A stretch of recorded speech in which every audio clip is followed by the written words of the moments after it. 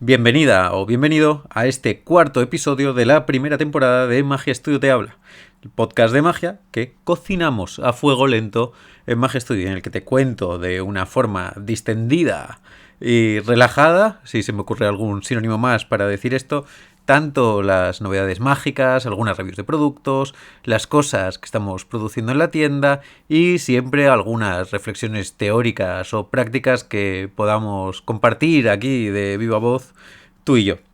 Hoy estoy yo solo, no tengo a Eden, lamentablemente porque está afuera, pero la intención es que normalmente los podcasts estos no los grabe yo solo y tenga a alguien que me acompañe siempre. Aunque también espero que los días que te toque aguantarme a mí aquí durante todo el rato no se te hagan menos llevaderos que los demás.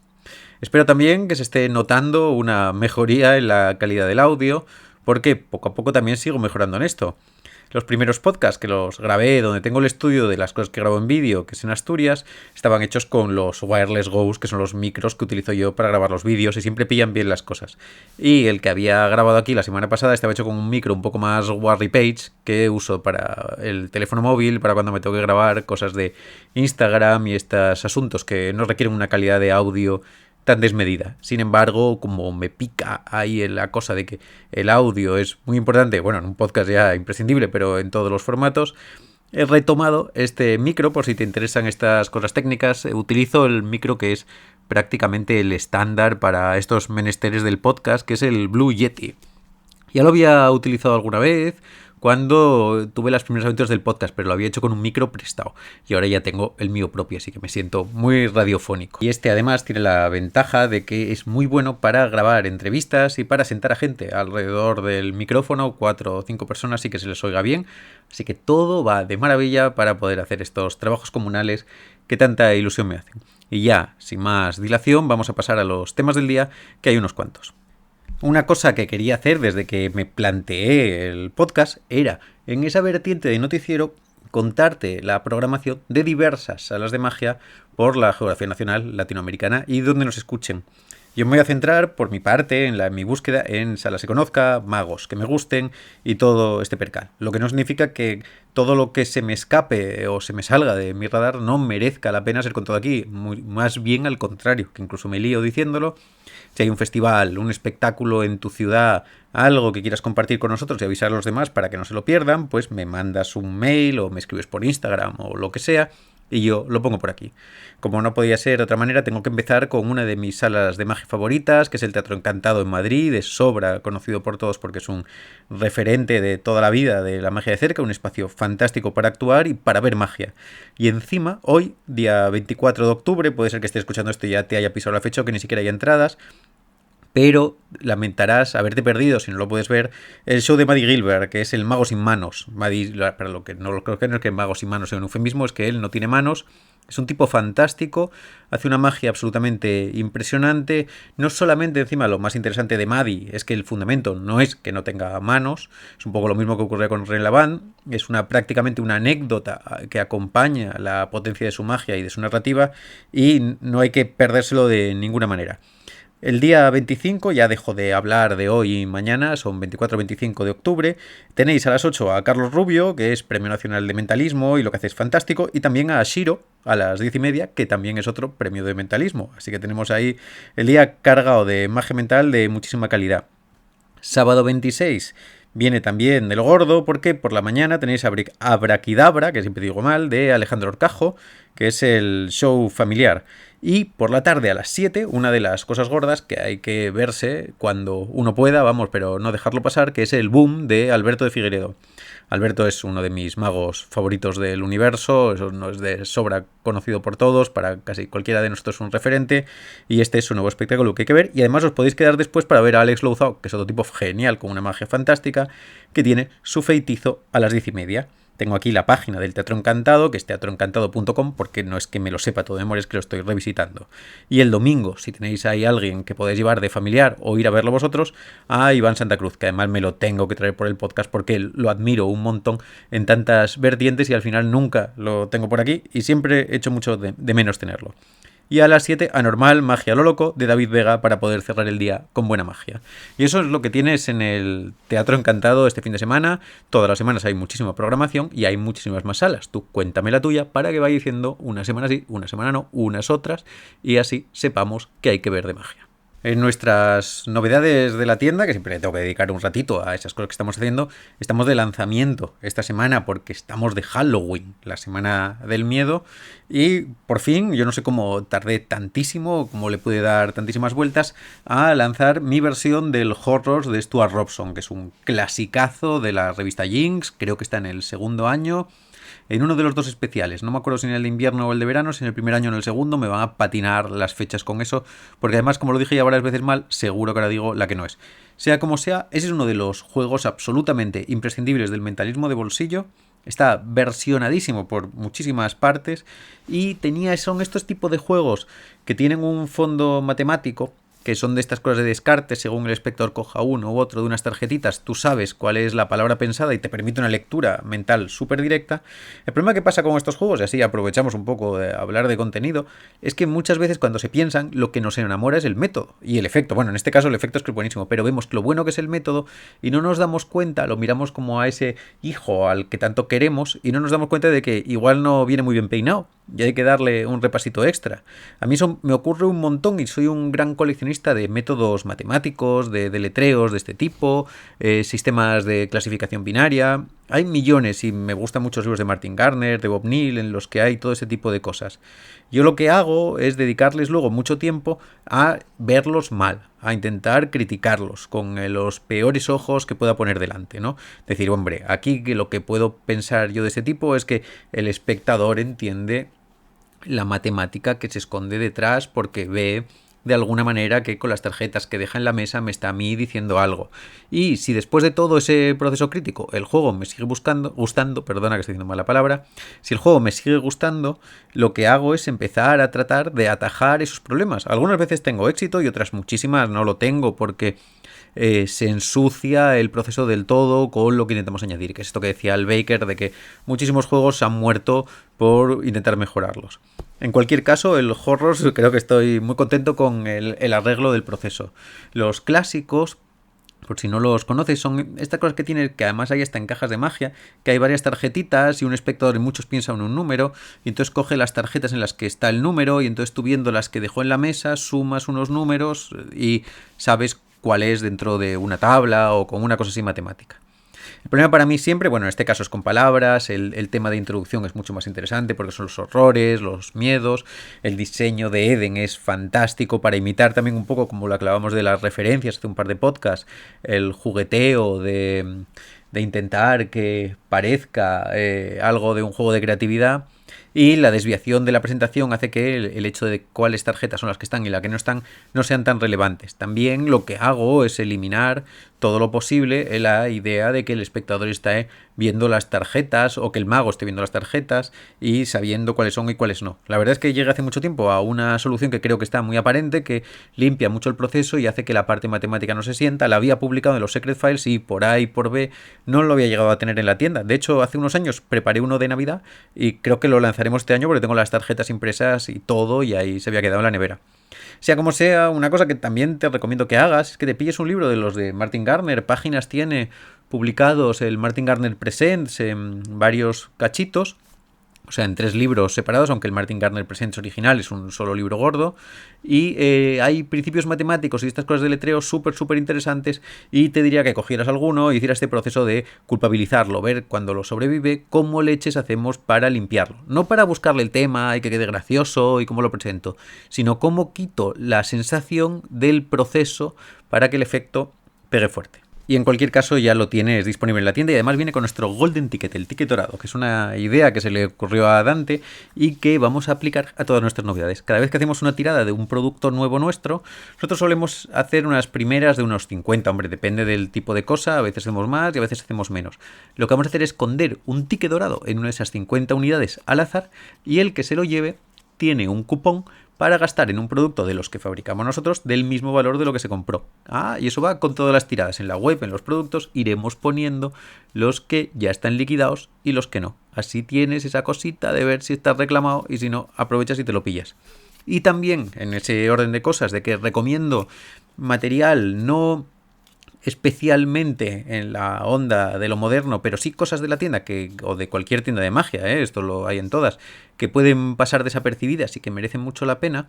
Hay un juego de tango, que bueno, no es el original, no es una cosa que sea una invención de tango, es un clásico, que es el Coin Squeeze. Eso es una de las cosas que para mí son genialísimas de la magia con monedas normales y como aparatillos, que es una cosa que me encanta. No sé por qué no se hace más eso, no se recuperan la magia de latón o las Jardinellis, la tuerca brema, que ahora vuelvo a verla, Ese tipo de aparatejos que van un poco más allá de la caja Okito, ¿no? Que es la cosa más estándar de ese tipo. Para el que no lo conozca, el Coin Squeeze son dos aritos que tienen un medallón en medio o un disco de metal en medio, de tal forma que se hace como un tubo cortado por la mitad. Y tú vas echando monedas por arriba que van atravesando de la parte de arriba a la parte de abajo del tubo. La verdad es que me expliqué fatal, pero es un juego precioso. Durante mucho tiempo estuvo muy agotado y hasta le tuve que pedir a Marcelo a ver si me lo podía apañar para unas monedas de euro, porque hacía mucho tiempo lo había tenido en la tienda y había encontrado la presentación y la verdad es que lo disfrutaba muchísimo y demostrándolo me lo pasaba de maravilla. Es un juego precioso porque da como para una rutinita de monedas, así un poco de sobremesa, de cerquita, sin manejo, es completamente automática. Todo se puede dar a examinar, los elementos de latón, los anillos exteriores y el disco central que tiene cuerpo y que pesa son preciosos y son muy agradables al tacto. Y esto forma parte también de una reivindicación de esos juegos, ¿no? Estamos en esta carrera en la que todo tiene que ser como nuevo y pisotearnos y todas estas cosas, y olvidamos ese tipo de clásicos que son los juegos que muchas veces nos hacían en los clubes de magia cuando llegábamos nosotros como pininos y nos encantaban. Yo ahora, por suerte, claro, con la tienda tengo la suerte de que puedo jugar con muchos de ellos y no tengo que establecer el filtro de apostar mis euros a cuál va a ser el que me guste. Pero la verdad es que este me encanta. Se entiende muchas veces como una cosa de iniciación, pero ahora también hay una versión como de TCC con una cosa de madera y otro rollo más así, pero este está muy apañado, es muy barato, está súper bien, tiene por supuesto, como todas estas cosas que te voy contando aquí, nuestras instrucciones y merece muchísimo la pena. Y de la misma forma que lo hice la semana pasada con el Mastermind, con la baraja Mastermind, que eso voló, la verdad es que estoy súper contento, si tienes un 10% o un descuento en el producto con el cupón apretando, va a ser esta vez la palabra, apretando te da un descuento en el Coin Squeeze esta semana, que estará vigente hasta que se publique el nuevo podcast. Y ahí termina esta parte, aunque me queda hablar todavía de algunas cosas de productos, aunque ya en una parte teórica que me da a mí mucho que pensar. Dejo como un segundo así de tensión, porque aquí debería ir alguna música o algo para anunciar que cambiamos de sección. Eso es lo siguiente que tendrá que andarse para que tenga esto como un tono más podcastero. Pero vamos a hablar de la experiencia de usuario. De la experiencia de usuario de nosotros como magos cuando nos cogemos algún producto. Porque ya verás qué cosa me pasó. Que no es la primera vez y no es la primera vez que lo digo. Pero yo cuando traigo todos los productos a la tienda, normalmente me miro las instrucciones antes de traerlos, y cuando el producto me gusta mucho y no tengo que mirármelas antes, me lo miro antes de subirlos a la web. Porque así también sé si les tengo que grabar yo alternativas, si están bien, si están peor y todas estas cosas que al final son muy importantes que hagamos. Y uno de los juegos que traje es el Acrobatic Fish de Zen Magic. Y cuál fue mi sorpresa al ver que las instrucciones son un vídeo en el que se ve grabado a un menda con un plano que es como hasta mitad de la barbilla, es como hasta la boca por abajo, y el tipo está como en pijama. Y el plano es como terrible porque se le ve a él como en pijama, o sea, en un pantalón de cuadros. Bueno, claro, yo estoy en pijama. Bueno, no estoy en pijama, estoy así un poco de andar por casa, pero esto es un podcast, no me tienes que ver. Y cuando me grabo de vídeo yo me he visto entero de arriba abajo, hasta lo que no se ve, para que uno tenga siempre la elegancia al puesto más alto que se pueda permitir. Todo lo que no seamos de feos, lo que somos de feos, que nos lo pongamos de elegantes. Sea como sea, en este vídeo de Zen Magic, siendo un juego fantástico, porque no critico para nada el juego me encanta y creo que es un puntazo, échale un vistazo, es una pieza cómica genial para magia infantil y para situaciones de presentador que va que ni pintado, sale de un juego clásico con pañuelos y lo adapta con peces y está perfecto. Pero de repente nos ponen un vídeo de 9 minutos grabado con una cámara de un iPhone 4 de hace 15 años y lo que se ve como un poco de escenografía es como un enchufe y el marco de un lado de una puerta con la pared en blanca y un tío en pijama como con la sudadera y los pantalones de cuadros del pijama. Y es una cosa como terrible teniendo en cuenta que el juego no es barato, o sea, no es que te haya gastado 5 euros, sino a lo mejor yo que sé, no sé, lo que te haya gastado, eso no me importa porque realmente en el juego eso es lo de menos. Pero yo me doy cuenta también de cómo nosotros en este universo del mercado mágico, que lo tratamos muy poco, ¿no? Siempre que hablamos de magia, hablamos un poco de los espectadores, de cómo hacer nosotros mejor magia, de cómo hacer que al público le guste más, o como todo lo que va hacia afuera. Pero lo que no hay que negar, y yo quiero dedicarle tiempo en este podcast, en tiempos futuros, es en nosotros como usuarios de la magia, en tanto que somos magos y compramos magia, leemos libros, vamos a espectáculos, vemos vídeos en YouTube y somos una de las partes enormes de la industria mágica en tanto consumidores, que parece que al final la magia solamente se alimenta del público y realmente se alimenta principalmente, diría yo, de los magos, al menos en muchos aspectos y en muchos de nuestros nichos de mercado. Y pienso mucho en estas movidas de las instrucciones y de la calidad de las cosas que hacemos, tanto en los empaquetados como en todo. Yo no digo que nosotros seamos perfectos, todo lo contrario es, y además lo decíamos en el primer podcast Eden y yo, ¿no? Si vemos lo que hacíamos el primer día, flipamos de lo cutre que era, pero tenía intencionalidad, no lo hacíamos mejor porque no teníamos buena maña o no tenemos la experiencia necesaria para ello. Pero yo me encuentro ahora muchas veces con cosas absolutamente terroríficas, ¿no? Un juego que debería ser fantástico, que tiene un vídeo que es malísimo, que está mal explicado, que el plano está mal elegido, que el tipo no se arregló, que pensándolo bien, no es que esto sea una cosa que hagas una vez. Cuando te grabas un vídeo de magia para un producto, tú esperas que se vendan muchas unidades y que se venda mucho tiempo. De tal manera que, aunque cada unidad se tuviera que fabricar de una en una, cada gente la compre de una en una y todo ocurra de una en una, lo único, o bueno, además del diseño básico del efecto, el vídeo solo se hace una vez, o sea que se puede hacer bien del todo.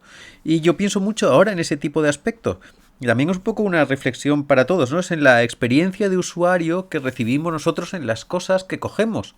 Tanto en los libros, ¿no? Que yo ahora veo también muchísimos libros que están muy mal, muy feos editados, pero bueno, eso tampoco es a lo que voy ahora, como este otro tipo de asuntos, mucho sobrecito de plástico y cosas muy cutres. Lo digo también por la gente que nos intenta vender cosas en la tienda, por Dios, intentar ponerlo bonito. Y en el reverso opuesto ahora, un poco de esta experiencia de usuario paupérrima, tenemos lo que yo llamo el efecto Craig Petty. Craig Petty, el que no lo conozca, es un mago inglés que es más malo que el hambre, en realidad el tipo haciendo magia, pero al final hace productos que están bien porque en el fondo no se arriesga mucho y lo que hace es rehacer barajas con fotografías, con diseños y cosas así. A mí la verdad que me gusta mucho y la cosa que hace este tipo ahora es que a los juegos les mete instrucciones como de 8 horas, o como de 8 horas, no lo digo como de 8 horas, como si estuviéramos hablando de un eufemismo. Son instrucciones de 8 horas. Aquí hay 8 horas en vídeo con esta baraja que tiene fotos de gente. Porque claro, hay una de las cosas que este tipo puede estar dando en el clavo y yo creo que es importante y es una llamada de atención también para que nosotros como usuarios nos volvamos un poco más críticos en el aspecto de que nosotros cuando jugamos a un juego de magia, cuando lo cogemos, para nosotros es muy parecido a cuando nos compramos un juego de mesa y lo que queremos que tenga unos buenos componentes. Y sea parte del amor, que es un poco choca con lo del primer podcast, de la dificultad de los elementos, pero esto es un poco ya como es nuestra experiencia de usuarios disfrutándolo. ¿Qué hace este Craig Petty? Todo está muy bien empaquetado porque pasa por Murphy's Magic o por Alakazam o por la que sea que le esté produciendo en cada momento y lo que hace es meterle como ya esta idea de que nos dicen a veces es que las instrucciones de las cosas tienen que durar un minuto, que es una cosa terrible, pero 8 horas es algo así como voy a meterle a esto a tope para que tengas contenido durante 40.000 horas. Eso sí, ya como entre esta maraña de asuntos quizá no haya nada bueno, o haya un juego bueno, o dos juegos buenos. Esta es una parte así que me da a mí un poco a veces de rant, de pelotera que me pasa cuando veo los juegos, pero también nosotros a veces tenemos que plantearnos la experiencia de usuario que tenemos como magos, que también está bien hablarlo en este tipo de espacios, en cuanto que somos usuarios de la magia, pero también vamos a hablar en la siguiente sección de la experiencia de usuario con los espectadores. Vaya por delante que a mí la palabra experiencia de usuario no me gusta mucho. tiene este sonido a cosa de empresa o de marketing o todo este telar que me hace un poco que se me suba la bilirrubina. Vamos a reconducirlo, aunque claro, aquí lo utilizo porque me viene muy a mano, pero vamos a intentar empezar a descartar esos temas para no pensar en esos lenguajes. Vamos a pensar en cómo crear un momento artístico único que compartir con nuestros espectadores, y quizá esa sea una forma más bonita de decirlo. Hay muchas formas de crear una experiencia mágica mejor y más personal, ¿no? Podemos explorarlas en diferentes podcasts, hablar con diferentes personas para ver cómo cada uno lo consigue. Muchas veces para mí la clave y parte de mi trabajo personal va sobre eso, consiste en intentar estar presente y que los espectadores sepan que lo estoy haciendo para ellos en ese momento único y que eso no se va a repetir de ninguna manera. Pero aún así, en nuestro trabajo previo, en lo que hacemos nosotros en casa, en cómo preparamos los juegos, también hay una parte de estructura que trata sobre la experiencia. Y aquí va más allá de que estemos hablando del guión en el sentido metafórico, quiero decir, en qué tipo es la historia que contamos, si es de más calidad, si resuena más profunda con la sensibilidad del público, si es más original. Voy a hablar a un nivel casi arquitectónico, metálico, puramente estructural, quiero decir, lo quiero transmitir en esos términos tan rústicos, ¿no? Y eso es porque muchas veces cuando intentamos hacer que un juego de magia se convierta en una experiencia más personal, lo hacemos metiéndole cosas. Claro, muchas veces pensamos, solo una baraja, eso es poca cosa, vamos a meterle también una carta manuscrita de no sé quién que puede añadir esto. Y bueno, vale, está. O mejor hago una cosa y disfrazo a un espectador de no sé cuánto. O meto una no sé qué otra historia y empezamos como a añadir objetos y quizá músicas y elementos, y ya no solamente elementos de tipo, sino a veces sobre explicaciones, metáforas demasiado evidentes, y empezamos ahí a recargar. ¿Y qué pasa? La experiencia, la mejor calidad de una experiencia se produce cuando se lima toda la aspereza. En el fondo eso es lo que pasa con gente como René Lavand, ¿no? Que el éxito absoluto y arrollador de ellos como gente que crea una experiencia se basa en haber eliminado toda la broza y quedarse solamente con lo que hace la esencia mágica. Y eso me doy también mucha cuenta con los imitadores de Eugene Burger. Eugene Burger es un mago que a mí siempre me gustó mucho, tengo casi todos sus libros, lo he estudiado muy a fondo, y sus dos últimos libros, From Beyond y... no me acuerdo cómo se llama el otro, son los dos libros póstumos suyos, son fantásticos, exhiben un minimalismo realmente sorprendente, ¿no? El haber entendido que lo que tiene que hacer es quitarle cosas a todo para poder llegar a la experiencia. Incluso estamos hablando de unos temas que él hace una magia, como con espíritus y magia bizarra y estas cosas, y mucha de su magia al final a nivel de elementos es él, una baraja o unas pizarras y poquita cosa más. Déjame que te cuente también una cosa, es una cosa muy anecdótica, pero puede tener su cierta gracia, que es que al final cómo nos modifica la cabeza lo que estemos haciendo, ¿no? Esta idea de ir eliminando todo y recortando viene por... te va a parecer una tontería absoluta. Y es que en las últimas semanas yo no sé... O sea, iba a decir no sé conducir, no sé conducir. Sé desplazarme de un sitio al otro, pero no soy un conductor avezado y no tengo ni la más remota idea de coches. No tengo ni idea. Pero siempre me gustaron los videojuegos de conducción. Esto es una cosa sorprendente y nunca me los había tomado muy en serio. Y ahora estoy absolutamente enganchado al Gran Turismo 7 de la Play 5, que es una cosa que me queda absolutamente fuera de contexto. Y entonces me paso todo el día viendo vídeos de cómo recortar a mi carrera en Nürburgring 3 décimas de segundo, cómo hacer más eficiente el cambio. Y paso muchas horas. Y esto es una cosa que de repente, claro, es a lo que viene un poco el símil del tema que te quiero contar a nivel mágico, ¿no? ¿Cuánto tiempo dedico en el Gran Turismo a ser más eficiente? A eliminar todo lo que sobra. Y cómo me voy dando cuenta, a medida de que empiezo a entender esos detalles, de cuán más elegante es la vuelta. No solo de cuánto más eficaz, sino cuánto más bonita y más elegante es. Y esa unión siempre está presente. Y eso me lleva muchas veces a replantearme los juegos. Ahora estoy también trabajando yo poquito a poco en un espectáculo un poco más salonero.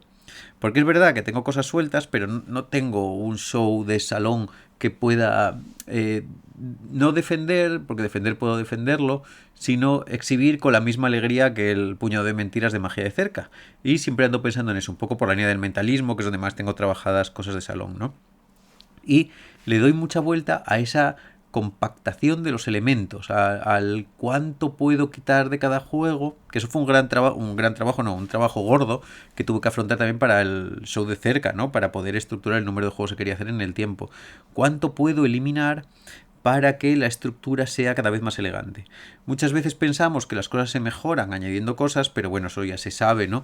Que es un adagio de casi toda experiencia artística, que la idea buena es quitar. Pero yo me doy cuenta de que se puede tomar esto también a veces como un trabajo puramente práctico, ¿no? El decir, vamos a coger un juego de magia y hacerlo en nuestro ensayo. Y en cada uno de los ensayos que vamos haciendo, vamos a ver cómo podemos optimizarlo. Y siempre pensando en optimizar, nunca en añadir cosas. Para añadir cosas siempre tendremos tiempo después. Pero es cuánto puedo quitar.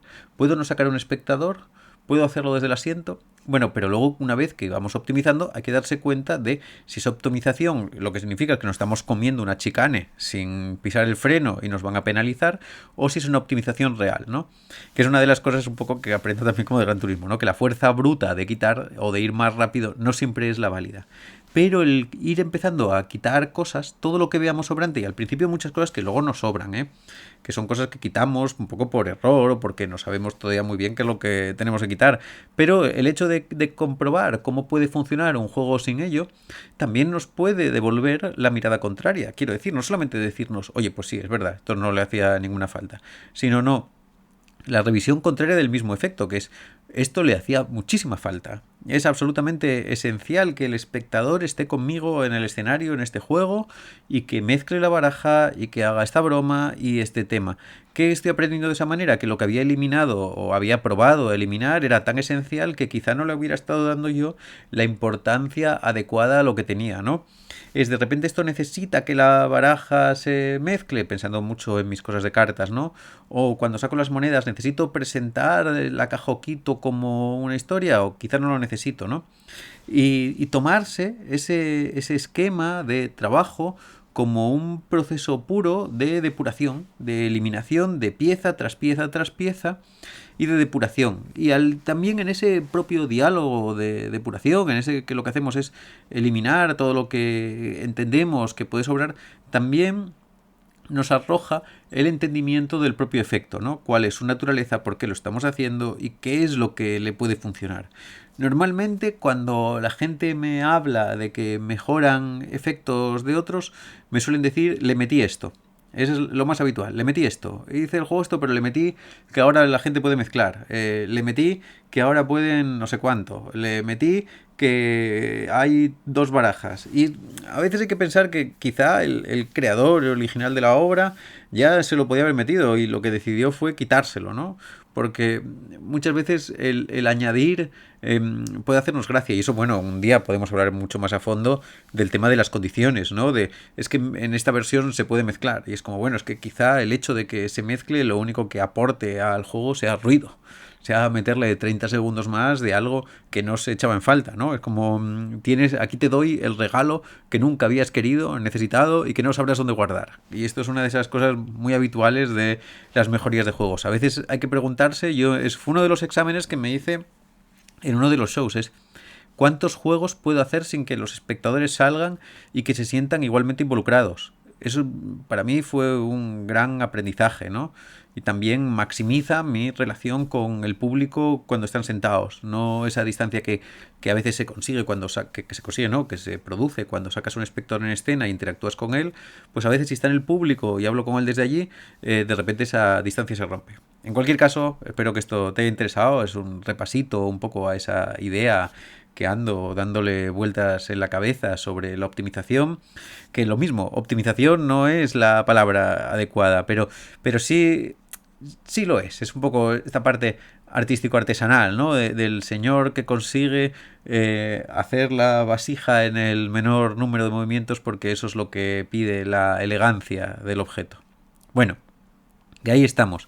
Espero que este podcast te haya gustado. Por si lo estás escuchando así, el fin de semana que viene, el día 2 de noviembre, si no me equivoco, estaré en Dilar, en Granada, en el Festival de la Castaña con los Magos de Granada, haciendo la conferencia por la mañana y participando en una galita de noche. Esta semana no pude estar por temas médicos, o sea, bueno, nada, fui al dentista y me dejó un poco mallado en el Bastardo, que hacemos el cuarto miércoles de cada mes, pero lamento muchísimo no haber podido compartir con mis amigos ese momento mágico que siempre se hace aquí. Y poco más que decirte, no te olvides de las cosas que te cuento antes, de los cupones, de las novedades que tenemos. Dame aquí un comentarito, dame un poco de alegría para que me sienta reforzado en la oscuridad de la sala de grabación. Pero por ahora la verdad es que me lo estoy pasando de maravilla con esto del podcast y preveo que siga durante muchísimo más tiempo. Y con esto queda todo dicho y nos vemos en la siguiente.